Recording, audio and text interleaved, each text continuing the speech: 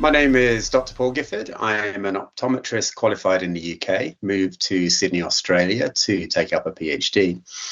My PhD is in Ortho K, and from there met Kate, met Kate, and you can pick Well, up from fast there. forward many years and we have Myopia Profile. So my name's Dr. Kate Gifford. I'm an Australian optometrist. I've done nothing exciting like move to different parts of the world. All of my education and practice has been in Australia.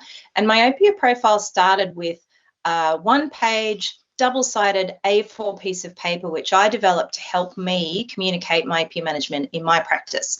And this was over 10 years ago now.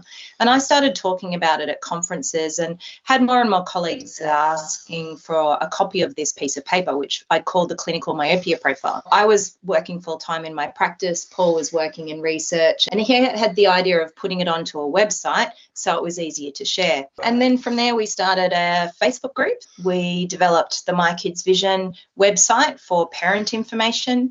We put up our first online course in 2019. We've also launched heaps of our own content as well, including online specialist courses. We have resources available for practitioners to download, and we have all of our public awareness and parent communication tools as well through mykidsvision.org. And it's an interesting phase now where we've grown from people who are the early adopters of myopia management to now being an early majority or even a wider majority. So the conversation has evolved a lot as well from unusual cases and the real cutting edge of myopia management more to the people who want to know what they need to know to get started.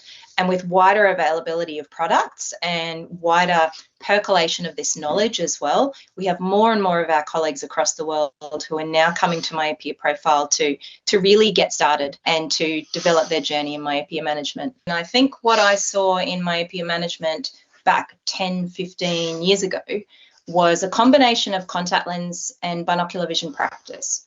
And I've always been very interested in both, and my practice has always been very heavily invested in both.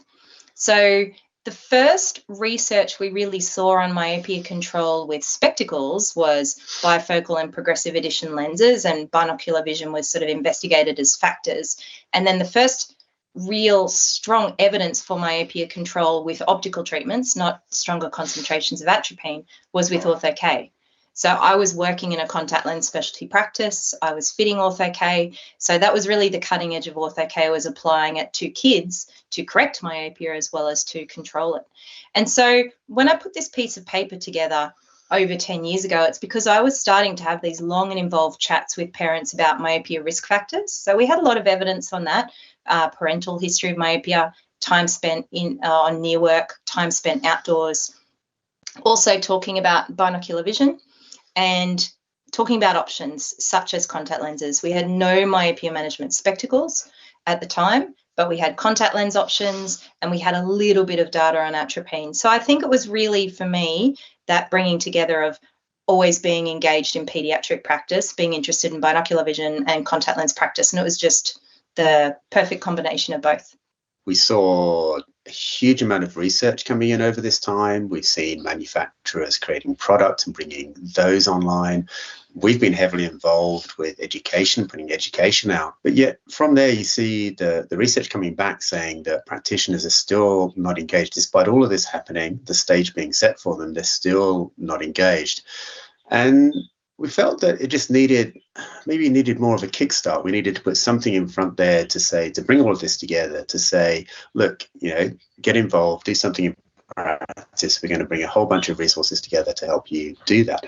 So it kind of stemmed from that kind of kickstart approach. Wanting to really turn awareness into action. It's been wonderful. It's been really heartwarming to have colleagues around the world come to us and say, I want to translate that to make it more available for colleagues in my country. Our Managing Myopia guidelines infographics, which are part of the resources on myopiaprofile.com, we launched those about 4 years ago now, and they've been wildly popular, and they're currently available in about 10 language translations. And that just helps us to increase the reach to make it a really global approach and a global push to see more kids manage for their myopia.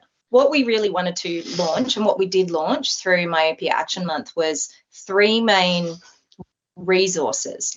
And the first was our online seminar series. So we had 9 industry sponsors for Myopia Action Month, and they all worked very hard to contribute content, thought leadership lectures, as well as these fantastic product briefs, which helped to explain patient and practitioner experiences with myopia management.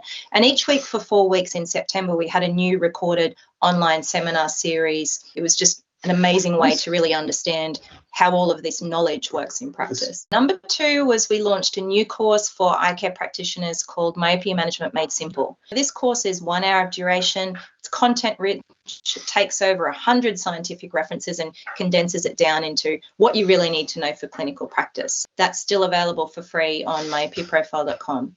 And then the third thing we launched was a world first online course for the practice team. It's called Myopia Management for the Practice Team, and it is a different sort of format using micro-learning to help practice managers, trainees, everybody who's working outside of the consultation room to make sure the messaging is streamlined. From Action Month's perspective, we've now rolling this in. So we had that Action Month, that month period.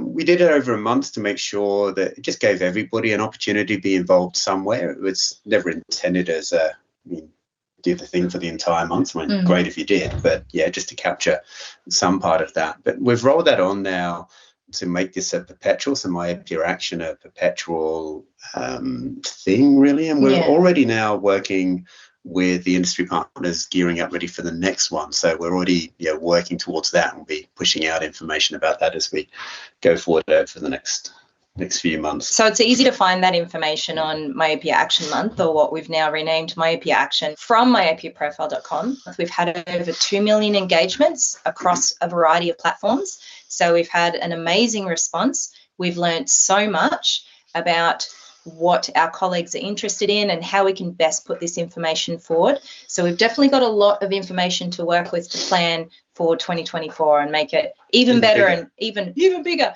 and even more effective. I guess being effective really is what's most important, and making sure our colleagues can take this information and put it into action for their patients. Now, Basil, these people want to interview you. Oh my gosh. Why are you involved in myopia management? How are you working as the Myopia Profile Muse? So how are you involved in myopia management? Come on, use your words. Use your words. This should be the international mascot of myopia management, I think. He's great. We work largely from home, and he's got a desk. Yeah, his bed's between us. He has his work bed and his day bed. Lounge